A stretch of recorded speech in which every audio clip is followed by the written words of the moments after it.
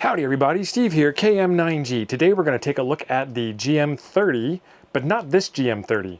We're going to take a look at the new GM-30 Plus. We're going to see what's new about it, what's good about it, why you might want it, and figure out what is different between the two of those radios. Let's get over to the bench. Now let's get this puppy opened. Oh, it's a 2-pack. I dig me some 2-packs. What's better than one radio? 2 radios. This is the GM-30 Plus. These are GMRS radios. Radioditty usually makes pretty decent manuals. Let's take a look real quick. You just need to know what it is that you're trying to do, and then you can look up all the individual parts of it, like the repeater tone or entering in a frequency or things along those lines. But if this doesn't have the answer for you, then the Radioditty crew in their support team is fantastic. All right, there's the manual out of the way. The way they ship these things, they probably should put this in another bigger box because they do get a little crunched in shipping. Radio, battery, big antenna, programming cable, little antenna, super secret FBI earpiece, times 2 USB-C charging cables, USB-A to USB-C power adapters, and these are output 5 volt 1 amp, 2 belt clips, 2 lanyards. Perfect. All right, before I get yelled at, this one goes up, and this one goes down. And they tell me that if I don't peel the screen protectors off, you guys won't click the like button down below, so I have to do it. It's a requirement. The battery screws on, so you can probably fit a coin in there, but I don't have no coins. All right, there we go with that. And then let's take a look at these 2 antennas. They are fairly different versions of each other. The first antenna measures in, put that at the 0 bit, and we are a little tiny bit over 15 inches. And the shorter antenna is about 8 inches. And then these are both good for FM 136 to 174. And then UHF is 400 to 520. And the way it's written, they're good for FM, so FM radio reception, and then UHF and VHF frequencies on the short one. And the long one says the same information. So there you go. And we'll do a measurement of both of these antennas here in a bit. But for now, I want to put one on one radio and one on the other radio. And there is Duo. We'll put the one with the long antenna off to the side because it would hit the camera if I was looking up at stuff. And this looks a lot... Oh, wow. Channel mode. This was voiced by George Takei. Listen to this. First off, where is the speaker? Okay, the speaker is behind the keypad. Channel mode. Thank you, Captain. This kind of follows the same design language, brand language as the UV17 or the Radioditty makes a GC. So the backlight has gone off, but I can still see the white text below. So it's just the backlight that's off. So I just hit menu to bring it back up. And we have the typical scenario going on. What is that D up there on the screen for? Let's see. Let's check our manual out. 4.2 LCD icon summary. The D is for dual watch enabled. All right, awesome. 7, 8, 9, 10. Thank you, Captain. I dig that voice, that's awesome. It comes narrow mode on some of these frequencies. 1 through 7 are high power, and then 8 is low power narrow. 15's back to high power. Then we get into repeater channels. Those are high power also. So you can switch back and forth between frequency and channel mode by P1. Long press shows you the voltage. It's at 7.7. P2 switches between the A band and the B band. And the long press of P2 appears to be unassigned. We have a K connector on the side. The big button on the bottom goes to FM radio. The even bigger button in the middle goes to PTT. The button on the top goes to radio also, but it's got a flashlight icon on it.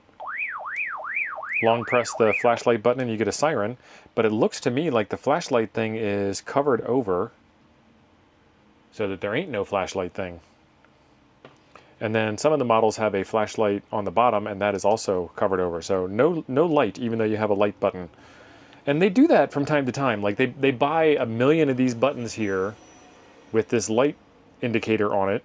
And it's cheaper just to put that in and apologize in tech support than it is to, you know, put the flashlight in sometimes.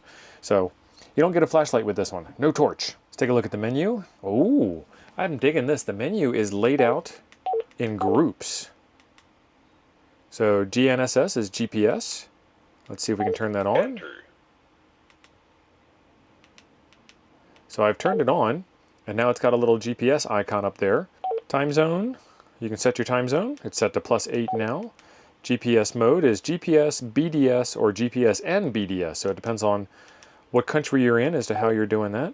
And then there's this program channel. Is it that easy? Let's program a channel in. So my local area has an active GMRS repeater. So I'm going to go ahead and try and program that in and see what it says. And we're going to do this raw. I'm not going to look at the manual because the manual doesn't have a how to program in. It just has stuff if you want to look up like what does channel name mean. So I'm going to put in channel name and I want to switch to uppercase. There we go. I hit the pound key to switch to uppercase. And this is, oh, there shouldn't be a timeout on that. That's going to be a pain. Uppercase W Q PP, interesting call sign. 7. Yeah, so first we got to figure out how to turn that timeout off. We're going to turn power save off for this.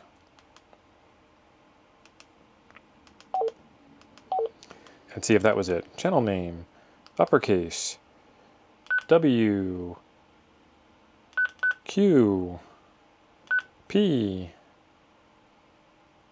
P, and then we need to go to numbers. So we hit the pound key again for numbers. 4, 0, 0.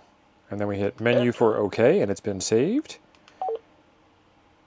Receive frequency is 4, 6, 2, 5, 5, 0, 0.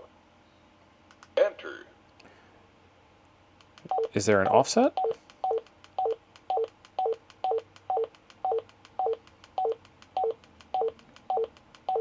Okay, there's no offset, so we're going to program in the transmit frequency directly.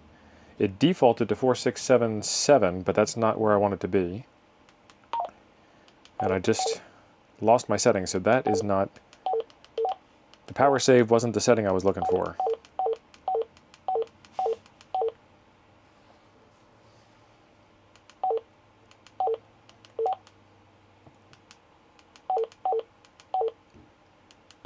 Poger. Enter. Turn the beep off. Now it doesn't beep anymore. Backlight. Turn the backlight to always on. That doesn't seem like that would be the one to stop it from removing itself in the middle of programming, but we'll try it.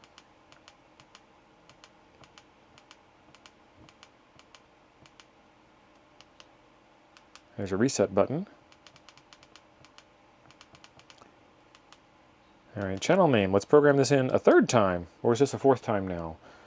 W, Q, P, P, and I'm just pausing between hitting the same character over and over again. Switch over to, nope, that was not it. Okay, this is extremely frustrating to program from the front panel. Program channel, channel name, uppercase, W, Q, P, P, number 400. Okay.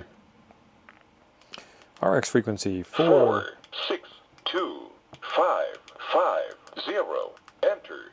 Okay. Transmit frequency 4, 6, 7, 5, 5, 0. Enter. Transmit frequency is done. Transmit power is going to be high power. Bandwidth is going to be wide. Enter. And is there a CTCSS? There's not on the receive, and if I plugged it in, it would only keep out other people. So I'm going to leave it off. No DCS. Transmit CTCSS there is. It's 1, 4, 6. okay, so it's not tracking with the numbers that I'm typing. So I got to scroll. I scrolled too far. You've gone too far. No DCS, no encryption.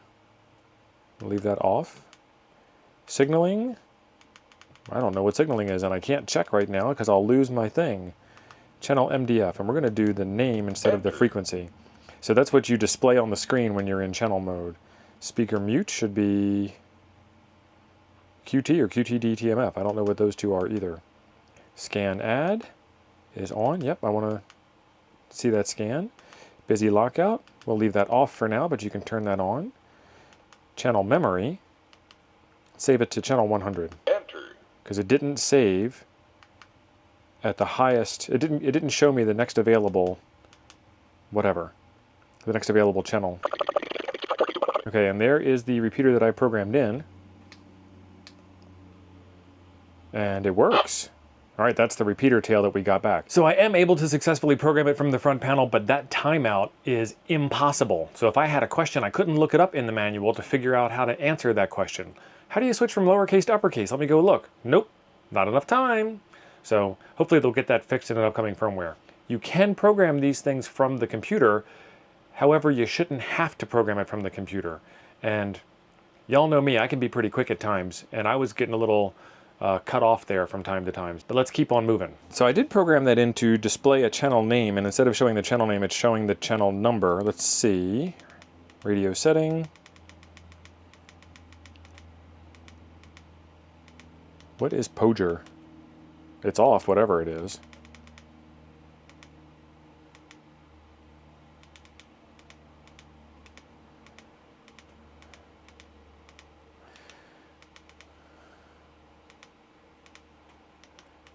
Under radio info, it gives you radio 100, and it gives you firmware and hardware IDs. Oh, now we have GPS turned on, and it's still searching for GPS. I long pressed P2, and with GPS off, long pressing P2 didn't do anything. So now we have GPS. TOA.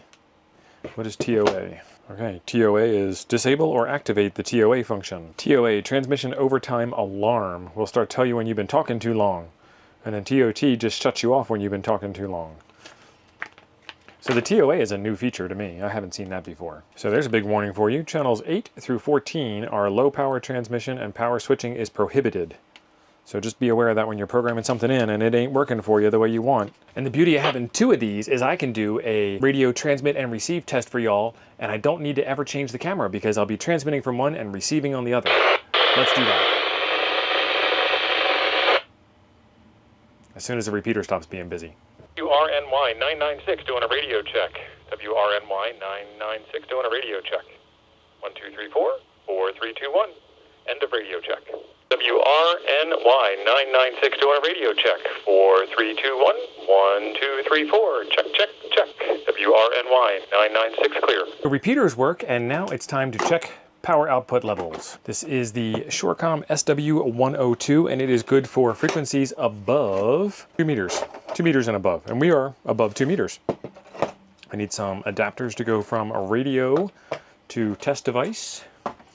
And then this one has a ground plane. You can get the ground plane separately from this, but the new models do not ship with the ground plane. And it makes a difference in the SWR on the antenna. So we'll get that on and electrically connected. And which antenna connector does this use? It has SMA female on the antenna and SMA male on the radio. All right, now we are all connected. We have radio, power meter, ground plane, and the short antenna. And we'll switch over to the long antenna after we do the short one. We're on, let's get off that repeater channel. All right, so we're on channel 1 at high power, and the antenna is showing a 5.79 watt output on high power and 2.2 to 1 SWR. There is a low power narrow, and we are at 2.16 watts and 2.2 to 1 SWR. And you can see the watts up here, and the SWR is the big number in the middle. And now we've got the long antenna on. We're still in low power narrow. All right, 2 watts, 1.01, 1.02 to 1 SWR. Nice. Switch over to high power, and we are 5 watts, 1.26 to 1 SWR. So better SWR and same power. This radio has got a GPS lock, and by pressing and holding P2 or long press, you get to see some GPS information. You can hit menu again, and it'll show you a little bit of a compass. If you have 2 of these radios and they're on the same channel, when you PTT, you get a little data burst. You heard that bop, bop, bop, bop sound? That is this radio transmitting its coordinates over to the other radio that I had sitting off camera. And then as a result of that, you can share your location back and forth and do some quick math to figure out how far away you are from your friends and so on. So these are great for being out in the wild. This radio's display is fantastic indoors. It even looks a little sporty If you go into the menu, you can see the different menu settings. They're fairly easy to read. Let's take a look outside. I can read it, but the camera's not seeing it too well. Yeah, I can still see it, but the camera's not showing it up too well. So the display is definitely easier to read indoors than outdoors, but it's not unbearable outdoors. We can do that one-click frequency copy thing that new radios can do. I like it. And then you can charge this thing over your wall adapter, laptop USB port, power bank, or a car charger. So what makes the GM-30 Plus compared to the GM-30 Non-Plus? The GM-30 Plus has 1,000 channels it can store. It has 10 zones you can put them in. It has that new frequency copy. It's got GPS. It supports NOAA. I guess the other one does too. It has an SMA female antenna versus an SMA male antenna. The GM-30 Plus is a little bit bigger, and it has an expanded frequency range. And then if you look at my B band, it's on 146.520, and like any good GMRS radio should, it is locked out of transmit on that band. So remember how I told you that Radioditty has excellent support? I reached out to them during the filming of this video and talked to them about the timeout on the repeater programming. And they said, sure, we'll take a look into getting that fixed for you. Also, while I was bending their ear, they told me that this thing is going to be on a special Black Friday discount sale. So be sure you look in the description down below for some extra information on some extra savings. There'll be links for the Surecom power meter and also the GM-30 Plus, because Radioditty sells both of those. So it'll be online at Amazon as well as online at Radioditty's website, and Radioditty's website with my discount code will get you taken care of. There you go, the GM-30 Plus, and in my case, it's the Plus, because I got the 2-pack. If you get the 2-pack, you'll be able to share your GPS location back and forth. That is a GM-30 Plus feature that sets it apart from other GMRS radios, because there ain't many out there that do that. There is a link in the description down below if you want some more information on these radios. There's a video right over here I think you might enjoy next. Thanks for being awesome. I'll see you over there.